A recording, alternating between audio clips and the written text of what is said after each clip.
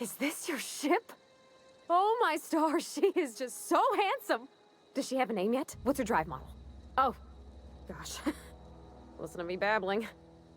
When I was in Edgewater, I dreamed of flying on a real ship. Working on a real engine. Belonging to a proper crew. Edgewater won't last another season without power, but that don't change the fact that I'm indentured to Spacer's Choice. Company expects me back at my post.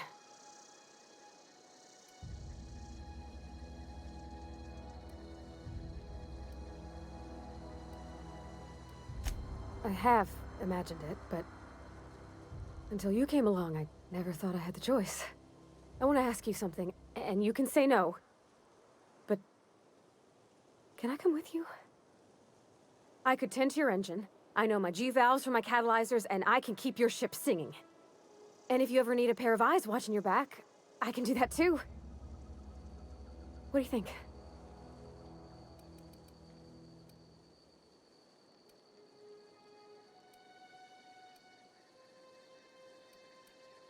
Yes!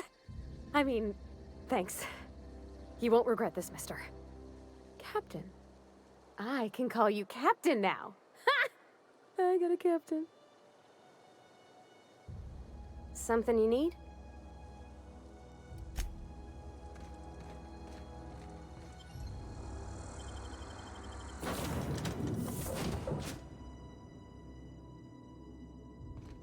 Well, I certainly am looking forward to flying on a ship named the Unreliable. I'll just head upstairs and claim a room. As always, I am at your disposal. Anything you'd like to discuss?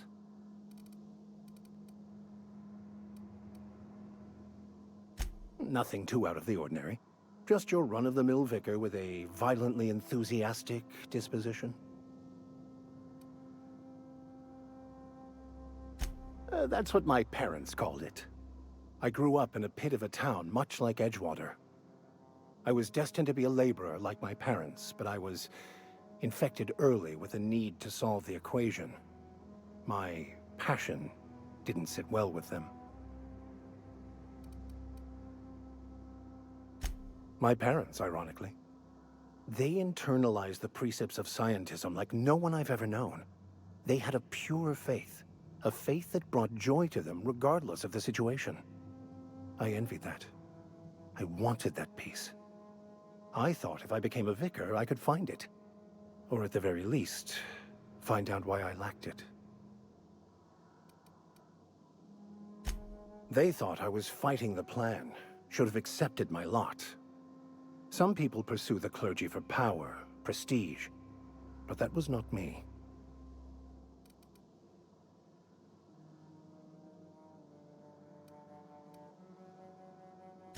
The plan is not one rigid path. There are a variety of multitudes contained within it. Our paths have variance, but we'll end up adhering to it, whether we like it or not. Some choices make the path smoother, some rougher.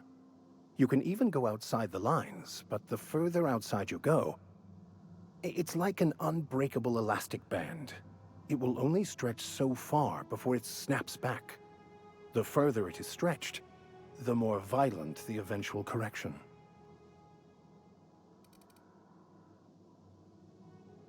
I have run headlong into too many walls in my pursuit of the truth.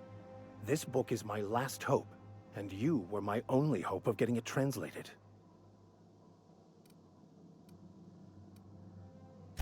I honestly don't know what I'd do. This quest has consumed me for the better part of my life. I fear there's nothing else left to me. What about you? What's your story?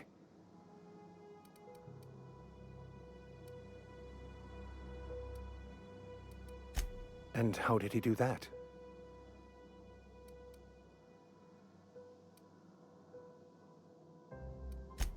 Well, you do seem different than every other colonist. Let's pretend for the moment I believe you. What are you going to do now?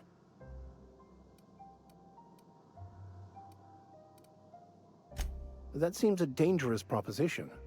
Why risk your life now that it's been returned to you?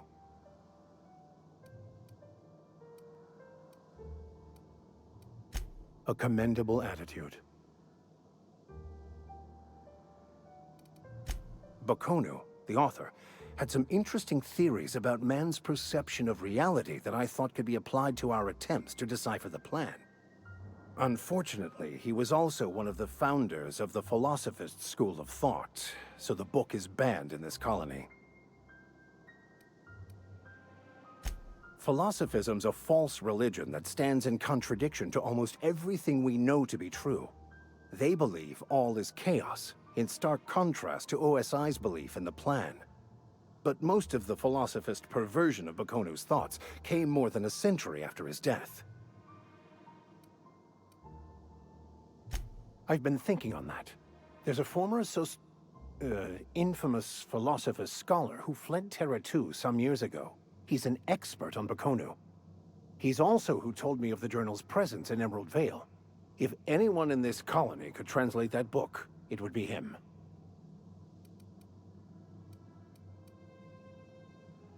That's a good question. We should start on the Groundbreaker. It's where I'd go if I wanted to get off Terra 2. Great place to pick up a ride to Hephaestus, Scylla, even Monarch.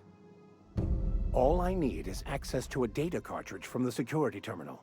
Their easily hackable system keeps a registry of all crew manifests for both arrivals and departures.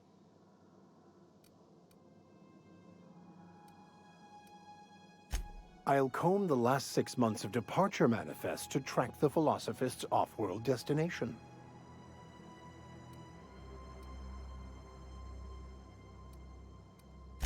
Before I transferred to Edgewater, I had a wealth of time to develop certain, secular skills during my years serving a particular penitentiary flock.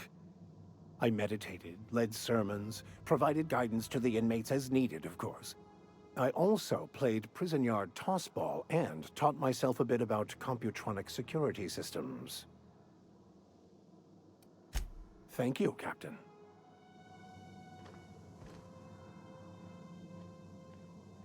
Where are we headed?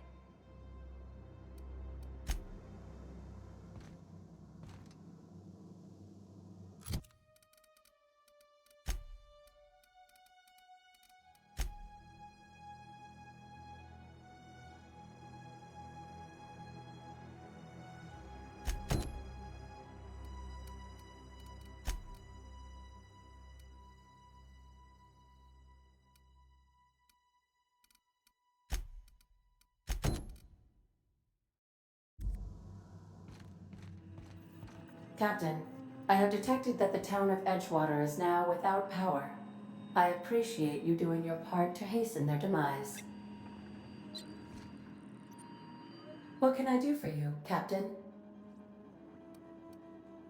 Do you know how to install a power regulator?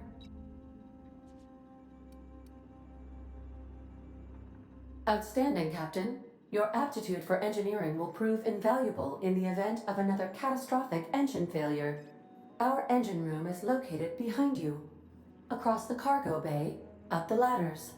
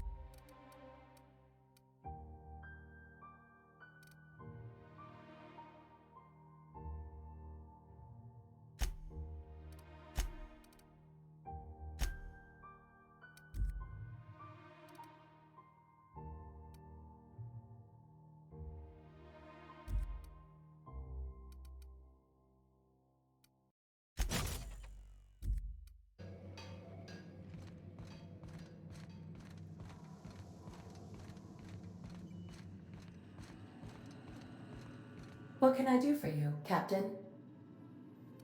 All systems are operating within acceptable parameters. I am prepared to bring the unreliable into low-altitude orbit. This should prove an adequate test of our flight capabilities.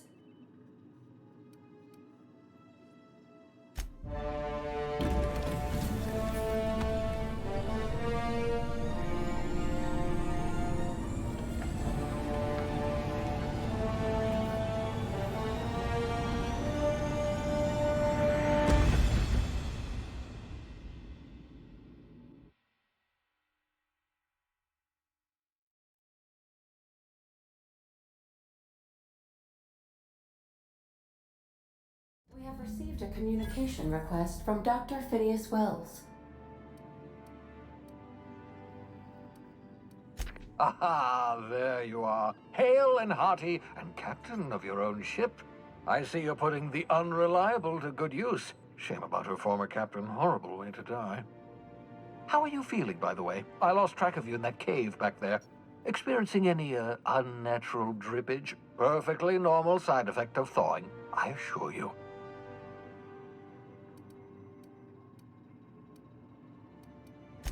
What you saw in Emerald Vale is happening all across the colony. Food shortages, lack of supplies, and basic necessities. We're dying. The chairman, the minister, and all their lackeys on the board are to blame. The Hope has some of the brightest minds Earth ever sent us. If we can revive the Hope's colonists, they can help us undo the board's mistakes. They can help us set things right. You need to get to Stellar Bay on Monarch. I have contacts there. They'll help me, help us, find the chemicals to revive your fellow colonists.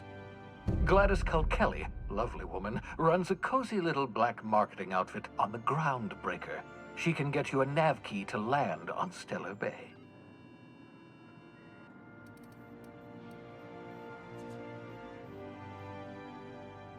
Strictly speaking, Monarch is a moon, terraformed badly, and almost completely lawless. You'll love it. Captains don't fly their own ships, you see. Your navigation terminal handles the, navigation.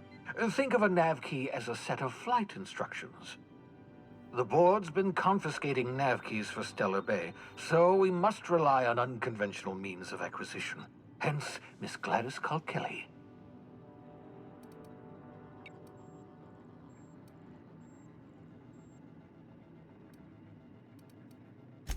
Excellent. I'll send her a wireless. Let her know you're coming. By the way, I gave Captain Hawthorne a disguise apparatus of my own design, cutting-edge technology, years ahead of its time. I call it the Holographic Shroud. I'm sure it will prove remarkably useful to you. You'll find it in the captain's quarters. Marvelous device. I'm quite proud of myself. The shroud changes the user's appearance to mimic that of another. It has limits, first-generation technology, you see, but promising. Exciting to see it in use at last. Very simply, the holographic shroud uses biometric information contained on standard identity cartridges to generate a holographic projection around you.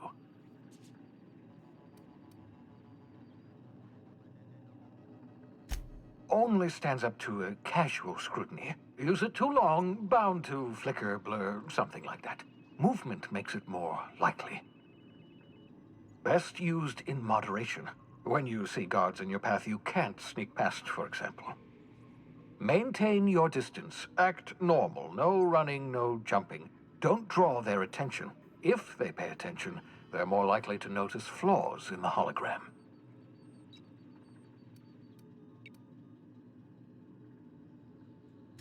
A change of clothes. What is this? Some old spy serial? What inattentive and brainless guard would be fooled by such a shabby disguise? The holographic shroud masks not only your clothes, but your face and fingerprints. It modulates your voice and sweetens your breath. Science, that's how.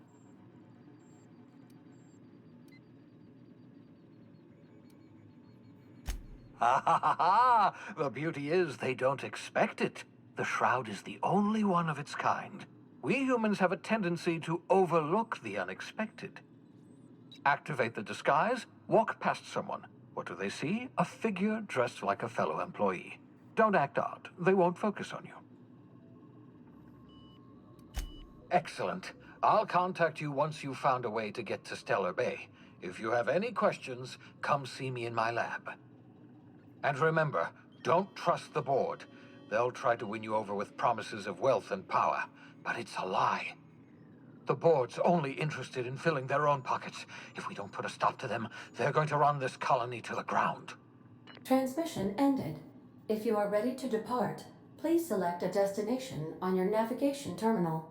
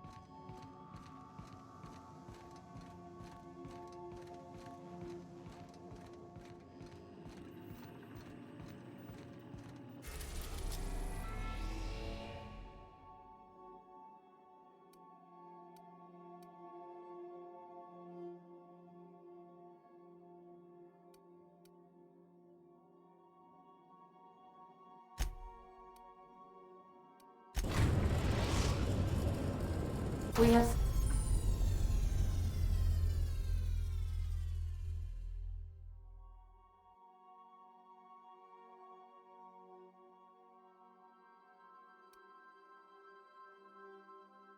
successfully arrived at Phineas's orbital lab, Captain, and we are still in one piece. Shall I congratulate myself, or would you like to do the honors?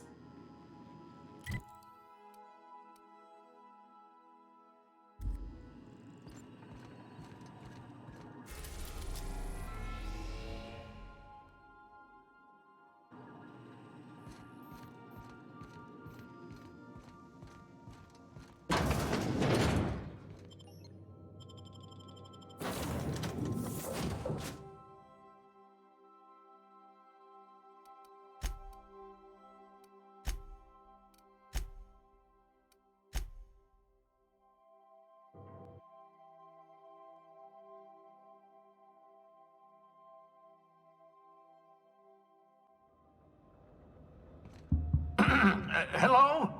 Can you hear me? Does this work? Oh, damn it! Blast, that's loud.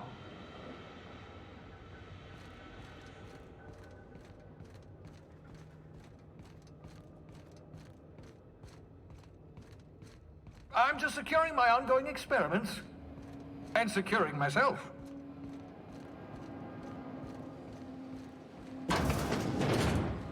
Mind the mess. I haven't had a visitor since, in fact, I've never had a visitor.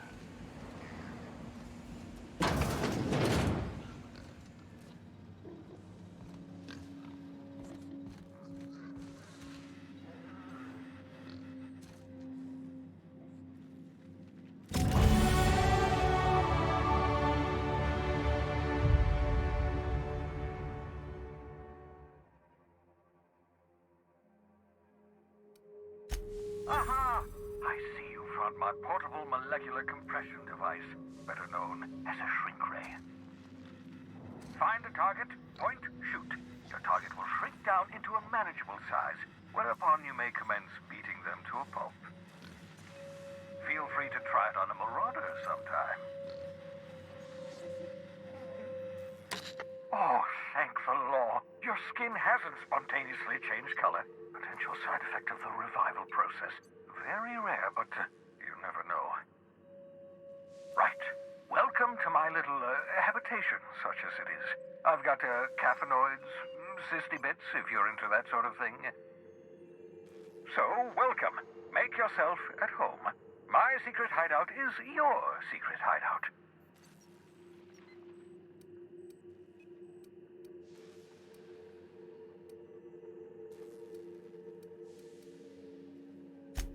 Not at all, my intrepid accomplice. I should thank you for tolerating my somewhat brusque manner. I only regret that I couldn't save more of your fellow settlers, what with being hunted by the board, and emptying my supply of necessary chemicals. Of course. What's on your mind?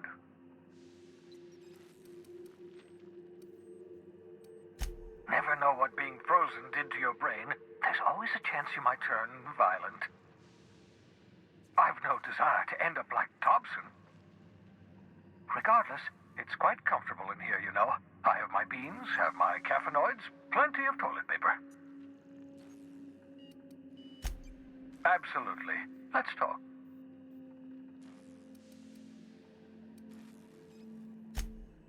Oh, goodness, no. I wouldn't survive 10 seconds in the blackness of the aether. Well, no, I imagine I'd last at least 12 seconds before I'd lose consciousness and die of hypoxia.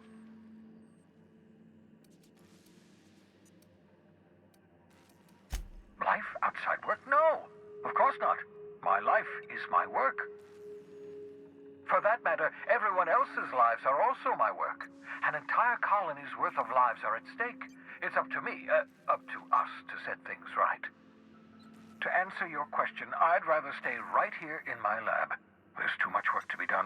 The Hope's colonists won't revive themselves, you know. Because we've lost our way, the board has a stranglehold over this colony. and we've all been conditioned into total obedience. The Hope is full of specialists, scientists, engineers, talented individuals like you, people who haven't been corrupted by the board. Unfortunately, the Hope's colonists have been frozen for decades, well past your shelf life, so to speak. No offense.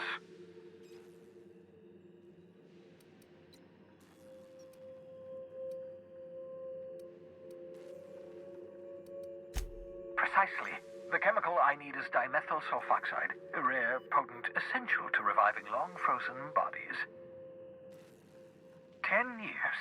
That's how long the average human can remain in hibernation. You were frozen for decades. In theory, you never should have survived the revival process. But the conventional theories are wrong. You're living proof that it can be done. There's yet hope for the Hope. Get it?